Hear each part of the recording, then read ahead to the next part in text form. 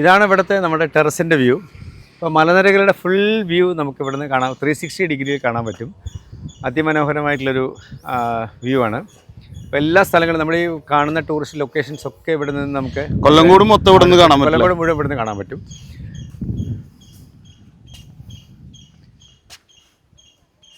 ഇത് ബസ് റൂട്ടുള്ള റോഡും കൂടിയാണ് കേട്ടോ.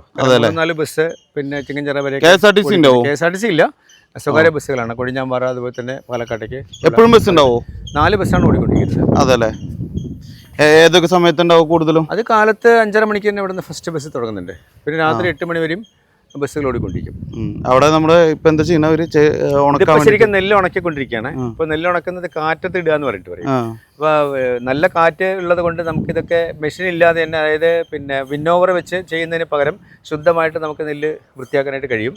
അപ്പോൾ ഇതിന് നമുക്ക് ധാരാളം കർഷക തൊഴിലുകൾ കിട്ടുന്നില്ല. പൊതുവേ കർഷക തൊഴിലുകൾ കിട്ടുന്നില്ല എന്നുള്ളൊരു പരാതി ഉണ്ടെങ്കിലും നമുക്ക് ഈ ഭാഗത്തൊക്കെ വളരെ ആത്മാർത്ഥമായിട്ട് പിന്നെ പണിയെടുക്കാനുള്ള കർഷക തൊഴിലാളികൾ നമുക്ക് അവരുടെ ആത്മാർത്ഥമായിട്ട് ചെയ്യുന്നത് കൊണ്ടാണ് നമുക്ക് ഈ കൃഷിയൊക്കെ ഇത്രയും നല്ല രീതിയിൽ വിജയകരമായിട്ട് നടത്തിക്കൊണ്ട് പോകാനായിട്ട് കഴിയുന്നത്. ഇതെന്ത് പനയാണ്? ഇത് കരിമ്പനയാണ്. ഇത് പനന്തൊങ്ക് ഉണ്ടാവും. ഇതിൽ പനന്തൊങ്ക് ഇപ്പോൾ ഇനിയിപ്പോൾ കുറച്ചുകൂടെ കഴിഞ്ഞാൽ അത് പൂക്കാൻ തുടങ്ങും. ഇത് എപ്പോഴും പനന്തൊങ്ക് ഉണ്ടാവും? ശരിക്കും പനന്തൊങ്ക് നമുക്ക് ഒരു ജനുവരി ആകുമ്പോഴേക്കും വരും. ശരിക്കും ഇവിടെ നമുക്ക് ഇത് പൊട്ടിച്ച് കഴിക്കാറുണ്ട്? പൊട്ടിച്ച് കഴിക്കാറുണ്ട്. നല്ല ടേസ്റ്റുള്ള സാധനമാണ്. അതല്ലേ. പിന്നെ ധാരാളം ആൾക്കാർ ഇവിടെ ഈ പന കള്ളാണ് ഇവിടെ ലഭ്യമാകുന്നത്. നീരും കിട്ടുന്നത്. അതെ.